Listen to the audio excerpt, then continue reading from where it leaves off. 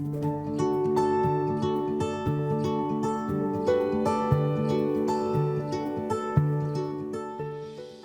everyone, I'm Joe Mayers, and this is the Think Forever Storytelling Podcast. Today we have a special episode for Father's Day. It's all about fatherhood. So please enjoy our new story, Abba, Part 1.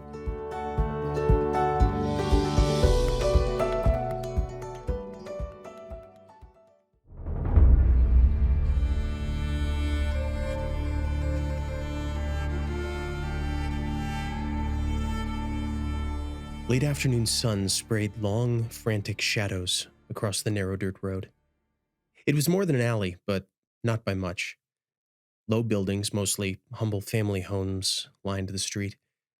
The only exception was a tall inn at the far end, which doubled as a drinking house. Shepherds and merchants and donkeys and sheep wove around each other with practiced precision, like a kind of dance. The plodding of hoofs and feet threw dust into the air to mingle in the shafts of golden sun, creating an ever-changing tapestry of light and dark across Yusuf's workbench.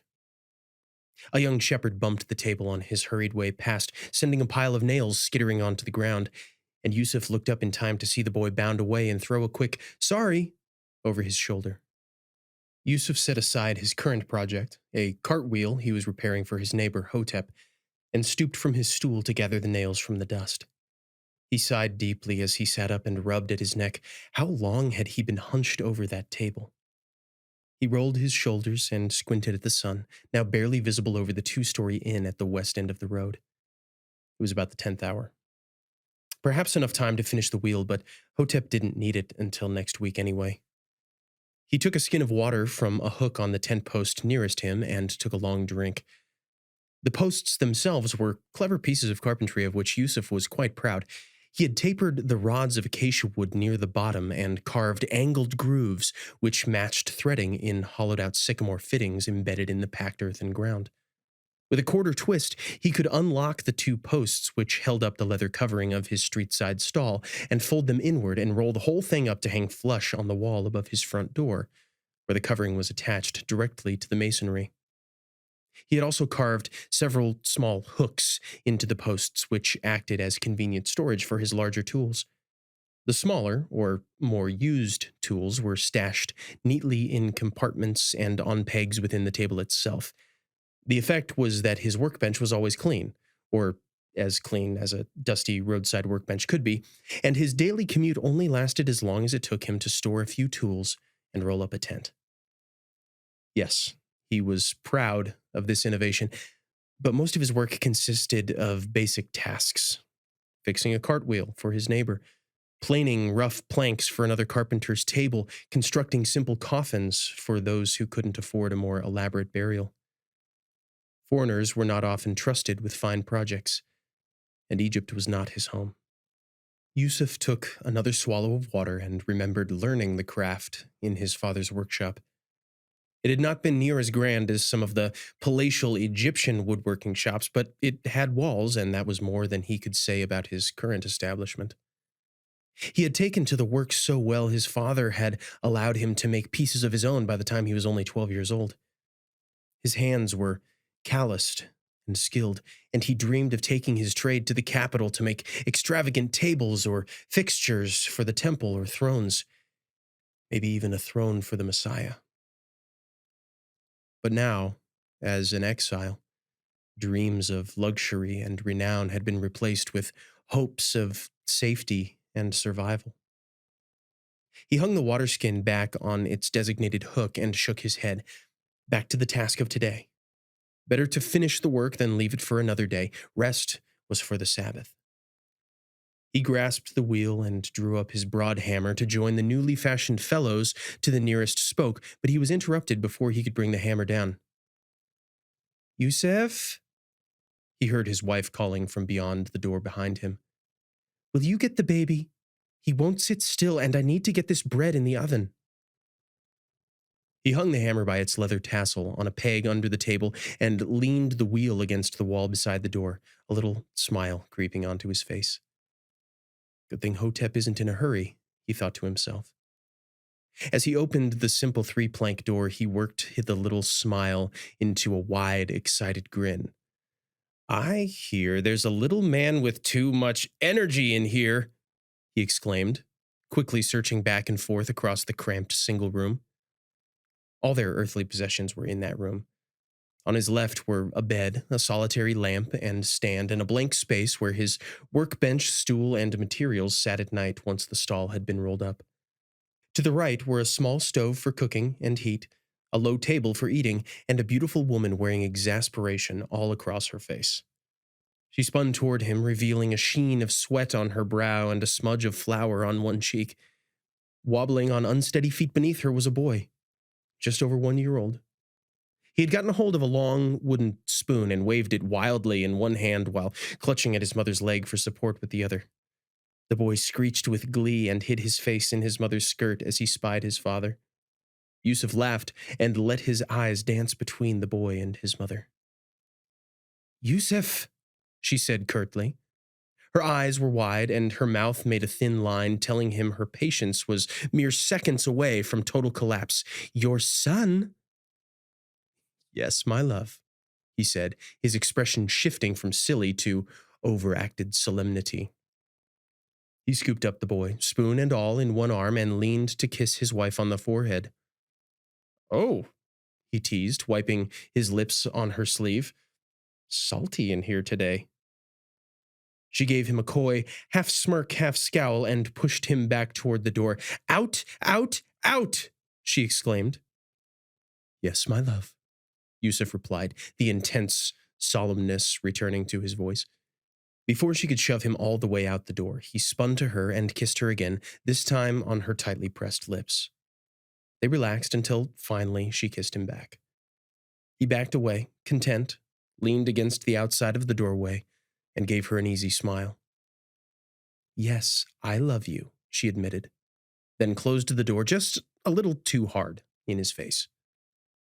Yusuf chuckled and looked to his son, who had taken to using the spoon as a drumstick against Yusuf's chest. The boy had a mess of curly brown hair sticking out at all angles from his head and wide, curious eyes the color of walnut and honey. His olive skin had darkened to a deep bronze in the Egyptian sun, so he looked almost princely with his curly crown and wood spoon scepter. I think Iman needs a few moments, Yusuf said to his son. You think you can help Abba finish Hotep's wheel? Abba, ba, ba, ba, the boy repeated, still drumming on his chest. Yusuf laughed aloud. Yes, my son, Abba, you can help Abba. He sat the boy on the workbench, away from the sharpest carving tools, and resumed tapping together the joints of the near-finished wheel, occasionally allowing his toddling apprentice a few good whacks with the spoon. Nearly everyone had gone home to their own families and meals. All that was left of the once busy street were the sounds of a boy and his father at work. The dull thump of hammer on wood, punctuated by occasional laughter. The sun dipped beneath the lowest of the buildings to the west as Yusuf finished applying tension to the outer rim, and he heard the door creak open behind him. Are my hard-working men hungry? Her voice had a much sweeter timbre this time.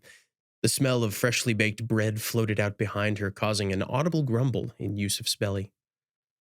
Starving, he replied. We've worked our hands down to their nubby little bones. He directed the last bit toward his son and tickled his belly to emphasize the nubby little bones. The boy gave a delighted shriek, and Yusuf snatched him up to hand him to his mother. She laughed and shook her head. He's going to be just like you, she said, and poked at her husband's ribs. He smiled at that. Then there was a slight pinch between his eyebrows, and he stared at the earth beneath his feet. I hope I can give him something. You've given him everything, she replied. Yusuf nodded, still lost in his gaze at the ground. Dinner is on the table, she said. This broke his trance, and he lifted his face. Thank you, my love. I'll be right in. Yusuf went about the quick work of disassembling his shop. Unhook and stow the axe, bow drill, chisels, saws, hammers. Twist, fold, hook the tent, slide the table inside and to the left wall. Yusuf leaned out the door to grab his stool, the final piece of his tiny shop, and noticed an odd shape in the corner of his vision. In the near black shadow of the inn stood a tall man, hooded and cloaked. If the evening wind were not tugging at the stranger's loose clothing, Yusuf may have thought him a statue. From the dark of his hood came a gleam of silver like a polished blade flashing in the moonlight. But there was no moon, and his unswaying posture gave the impression that he was watching Yusuf. Wind kicked a speck of dusty road into Yusuf's eye, and he jerked his hand up to wipe it away. By the time he looked back to the end of the street, the stranger was gone. Yusuf peered left and right, but there was no sign, no flicker of the shadowy watcher. Yusuf pulled the stool inside, still lost in the confusion of whatever he had seen. Maybe it was nothing, a trick of the wind or his tired mind subtly demanding his body get more sleep. "Everything okay, my love?" His wife's voice was soft and warm. Yusuf snapped from his reverie. "Yes, let's eat."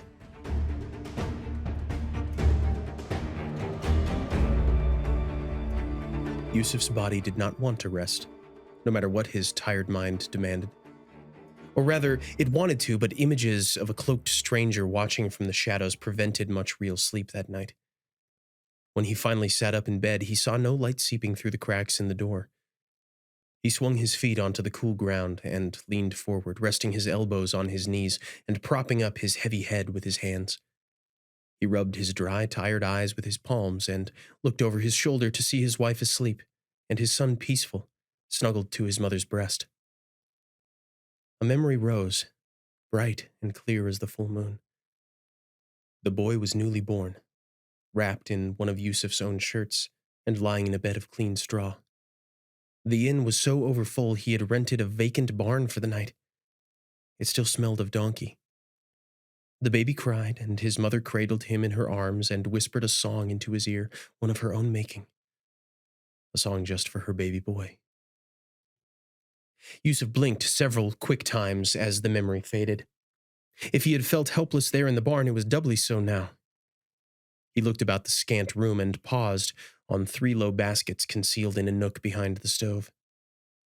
They were of Persian design, tightly woven and embellished with deep red, indigo, turquoise, and gold. They sat heavy and untouched on the floor, as they had for many months since they arrived in Egypt.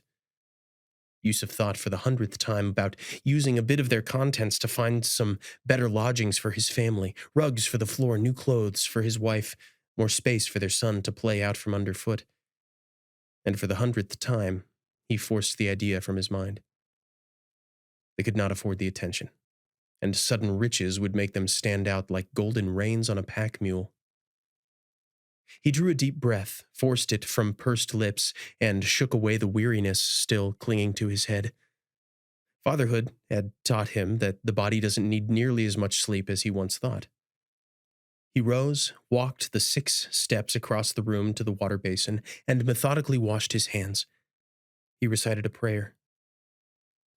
"The steadfast love of the Lord never ceases. His mercies never come to an end. They are new every morning. Great is your faithfulness." He splashed some water on his face, dried it with a cloth, then silently chewed a piece of bread as he mentally arranged his work for the day. Hotep's wheel was nearly done, so he would be able to start planing the sycamore before midday. He tiptoed across the room and swung open the door. Crisp morning air and the pale light of pre-dawn welcomed him. As he slid his workbench from its place inside toward the street, his wife stirred. "Yusuf?" she said. "What are you doing?" He should have known he would wake her. "Don't worry, my love. Just getting set up. Couldn't sleep." "Don't work yourself too hard," she replied. "Strong, handsome carpenters need their rest too." Yusuf smiled and sat beside her on the bed where she still lay. He stroked her hair softly. "I'm all right, Mary. Just a dream." Mary propped herself up on one elbow. "A dream? What kind of dream?" Yusuf knew what she was asking. One of his dreams had led to their marriage. Another had led them to Egypt.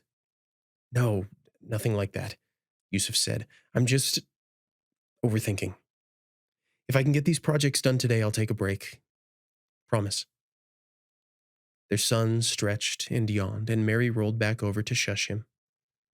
Yusuf kissed his wife's shoulder, slipped outside, and quietly latched the door behind him. He arranged his working space with practiced precision, twist the posts into their anchors, unpack tools from the table, and hang them for easy use. He examined the cartwheel as the sun started to peek through the buildings on the east end of the street. All that was left to do was scrape away the rough edge under the rim. He drew a short, curved blade back and forth along the wood grain, removing even the smallest imperfections. The rhythmic work soothed Yusuf's mind as the street filled with shepherds and craftsmen. The scraping of his tool mingled with the sound of 100 shuffling feet and birdsong to create a sort of music, an anthem, an ode to the labor of morning. "My friend!" The bellowing voice startled Yusuf, and he almost dropped his scraper. He shook his head and smiled when he saw a bald, portly man with a short gray beard standing over his table. "Hotep," Yusuf said, "you scared me." "Ha! So focused." Hotep leaned down to inspect the cartwheel and ran a thick finger along the freshly smoothed grain. "Perhaps that is why you make the best wheels in all of Egypt." Yusuf raised a skeptical brow. Hotep gave a broad grin and said, "Well, the best wheels in this alley at any rate. But I told you I don't need this until next week." Yusuf wiped the wood shavings from his workbench with a folded rag. "I know, but another job came in yesterday and I wanted to get this back to you first. Plus, I had some help." "Oh, hired an extra hand?" "What? Oh, no, Yusuf was interrupted by the sound of his front door opening behind him, followed by tiny giggles and pattering feet. He turned in time to stop his son before he ran into the street. "Yeshua!" Hotep's voice rang louder than before. Yusuf bounced his son on his knee, and the boy thumped the top of the workbench with an open hand. "The helper I mentioned," Yusuf said. "And an excellent one at that," Hotep laughed. "Now I see where the fine craftsmanship comes from." "He wanted to say good morning," Mary's voice called as she appeared in the doorway. "Oh, hello, Hotep." "And a very good morning to you, Mary. Yeshua is getting bigger by the day." Mary sighed. "He's hard to keep up with most days." Hotep's smile only grew. "I bet he is." He stretched his arms toward Yusuf. "May I?" Yusuf nodded and handed the boy across the table, who quickly seized a tiny handful of gray beard. "Yeshua," Mary said, "we don't grab our neighbors' beards." "Oh, he's all right," said Hotep, looking at the boy. "You have strong hands just like your father, don't you?" Hotep reached into the pocket of his cloak, produced a dried fig, and held it up. Yeshua let go of the man's beard and took the fruit to gnaw on. "That's very kind, thank you," Mary said. Hotep handed the boy back to his mother. "Oh, don't mention it. Might get to a few minutes of peace." Mary smiled and rubbed Yusuf's shoulder, then went back inside and closed the door behind her. Hotep reached into his cloak and withdrew his coin purse. "Now, what did we say? 15? 12, Yusuf said. Hotep counted the copper coins onto the table, then hoisted the wheel off and onto the street. "It really is good work, my friend.